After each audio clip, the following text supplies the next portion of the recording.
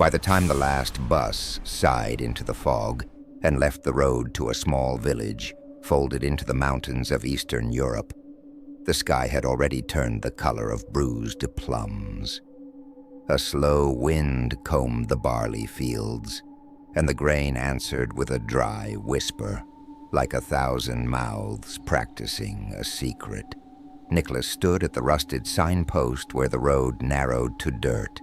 He checked his phone. No signal. Above the tree line, a thin smear of mist clung to the hills like breath on glass. Nicholas wasn't supposed to come back. Not after the summer he turned 13.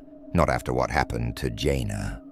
But there he was, 23, and stubborn, his backpack digging into his shoulders, the old footpath tugging at his ankles like a memory. He told himself he had a reason, closure, proof, a video for the channel he had started, 15 minutes of footage, a handful of views, the smug satisfaction of exposing a village legend. The old house wasn't haunted. It was just a carcass of wood and stone at the edge of the woods, long abandoned after a fire no one bothered to explain. That was all. It had to be. He followed the path past the orchard where pears rotted sweetly in the grass, past the kilometer marker scorched black by lightning, past the small roadside shrine that had once held candles for Jayna, melted wax like frozen tears, replaced over the years by plastic flowers that would never wilt. The sun sank. The air cooled. Somewhere to his right, a stream spoke to itself in fragments. At the fence line, he stopped. The field beyond sloped to a thicket of birch and alder, and beyond that, like a tooth lost in a jaw, sat the house. The roofline caved on one side, the chimney a cracked finger pointing at nothing. Even from here, Nicholas could see where the fire had licked the siding into black scales. He swallowed, tasting metal. He pulled his phone again. Still no bars. Just the porch, he muttered. Film the porch, say the thing, go home. He stepped over the fence. The long grass tugged at his jeans. Grasshoppers sprang away in small green flickers. Every few steps he looked back, anchoring himself to the village lights that had begun to shiver awake behind him. By the time he reached the birches, the lights were gone, swallowed by trunks and shadow. The house emerged between the trees the way a face emerges from fog. First the suggestion of windows, then the yawning black of the doorway, then the splintered ribs of the porch. A breeze went through the leaves, and the birches answered with a sound like soft clapping. Nicholas turned on his headlamp. The beam made a white tunnel through the gloaming, catching motes that drifted like ash. He started filming.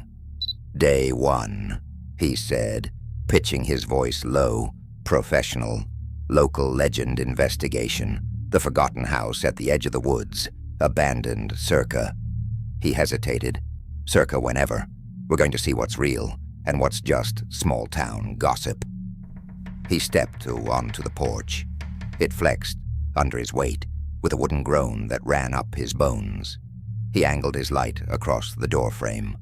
Symbols had been carved there, crude triangles and circles, a child's geometry, layered over by newer marks, a coin pressed into sap, a length of red thread knotted 3 times, a bottle cap nailed above the lintel, superstition arranged like a warning. Nice touch, he said to the camera, half smiling, half stalling. Ritual kitsch. He reached up and flicked the bottle cap with his finger. It spun, clinked, settled. From the dark inside, the house came a sound. Not loud, not dramatic, just a small tap, as if a knuckle had politely asked, "Who's there?" He froze. The headlamp beam trembled as his breath remembered how to be shallow. He waited. The night held itself still, listening with him. He swallowed again, surprised at how dry his throat had become. "Wind," he told the recording. "Loose board." He lifted the phone, framed the doorway, and stepped in. The air inside was cooler by several degrees, and it smelled of wet stone, extinguished matches, a hint of sweet rot. His light slid over a collapsed sofa, coil innards like exposed vertebrae. Wallpaper peeled in long tongues. A staircase rose from the hall, like the spine of a book no one had finished reading. On the wall by the stairs, the shadows of banister spindles stretched away like prison bars. "Right," he whispered. "Foyer, stairs, living room on the left."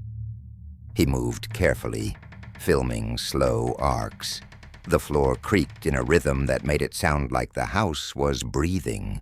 Under his lamp, details surfaced. A child's marble in a dust drift, a thimble, the pale outline where a painting had once hung, rectangular negative space on smoke-stained plaster. He swung his light to the living room and felt his heartbeat double. A rocking chair stood facing the corner, its back to the room, gently moving. Not much, just a patient sway. Back, forth, back. "Draft," he said, though there was no draft. The air felt thick, like the inside of a lung after a held breath. He stepped closer, filming the curve of the chair arm, the chipped varnish. He reached out and, with a fingertip, stopped the chair. Silence clamped down. For a moment he could hear only himself, air pulling through his nose, the small click in his jaw when he clenched his teeth. "Okay," he said, forcing a small laugh. "Urban legends. Love a rocking chair." The laugh died when he noticed the floor beneath it. Not the wood, that was the same gray everywhere, but the scuffed oval around the chair legs, as if it had been moving in this exact spot for a very, very long time. He filmed the marks and stepped away. "Attic later," he said to nobody. "First floor sweep." He panned across the far wall, and his light caught something that hadn't been there a heartbeat before. A handprint, small, greasy, 5 petals of darker shadow blooming on the wallpaper at shoulder height. He stopped, lifted the beam, then lowered it. The print darkened, as if absorbing the light. Nicholas's headlamp flickered. He smacked the battery pack, and the beam steadied. "Condensation," he said, even though the word tasted foolish. He backed into the hall, toward the stairs, a gravitational pull, dragging his eyes up. The attic door at the top of the staircase was ajar by a finger's width.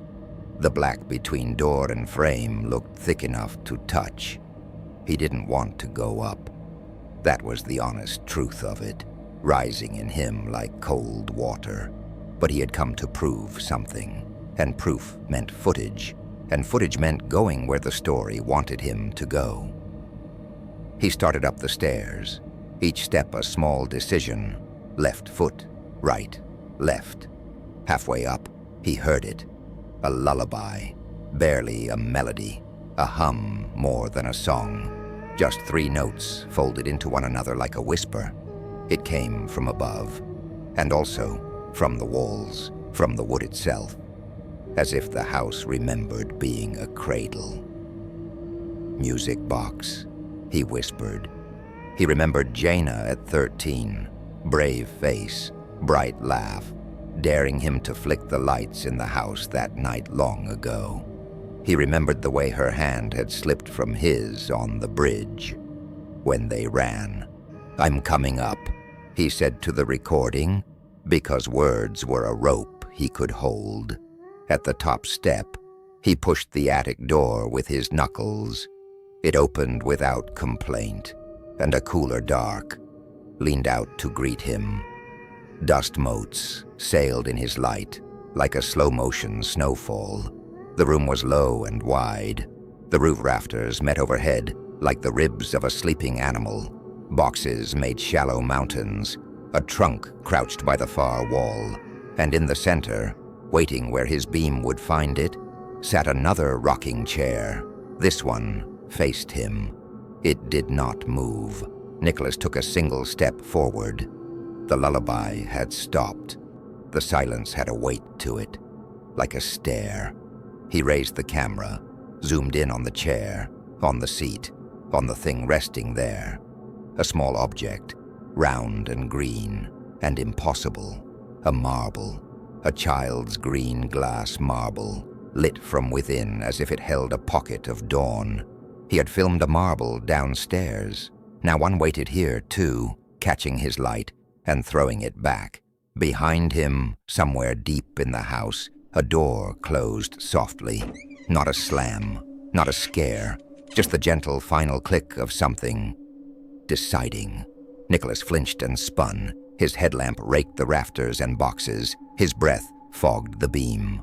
"Okay," he whispered, voice frayed. "Okay, we're fine." He tried to laugh again and couldn't find the shape of it. He turned back to the chair and found it empty. The marble was gone. His light jerked across the floorboards, searching for a fallen gleam. Nothing. He swallowed, throat tight. Then softly, close enough to touch, a child's voice breathed his name from the dark beyond the rafters. Nicholas.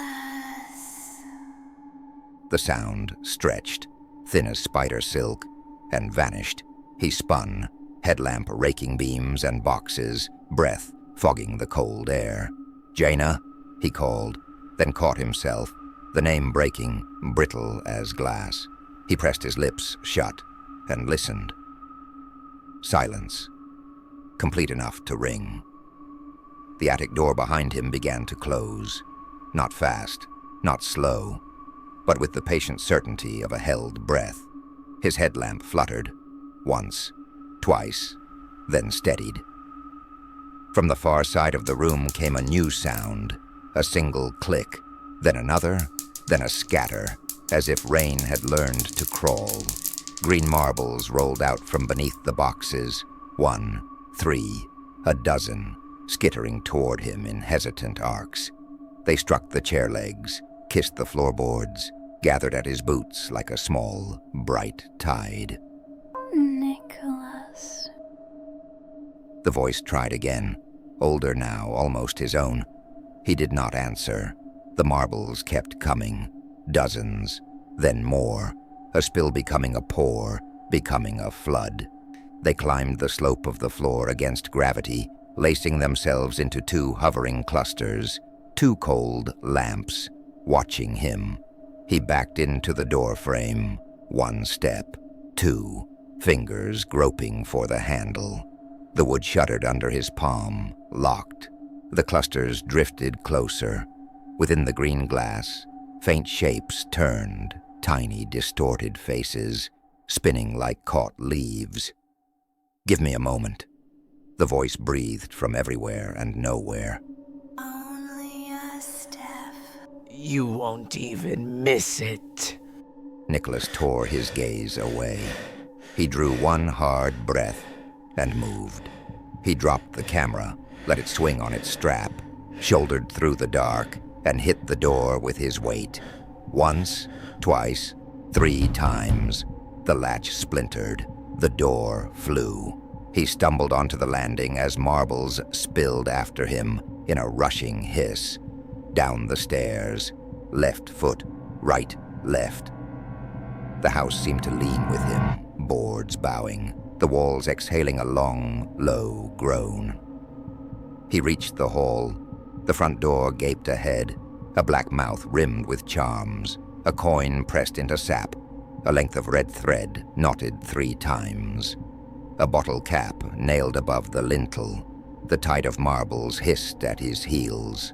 Only a step, the voice said, so close it seemed to breathe against his ear.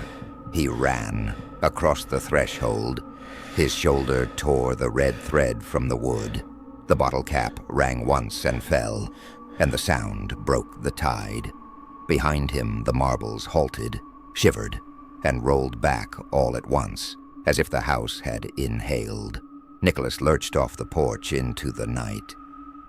The air outside was cold and clean, a wind moving down from the mountains like an ancient sigh. He didn't look back. He walked until the village lights found him, and kept walking.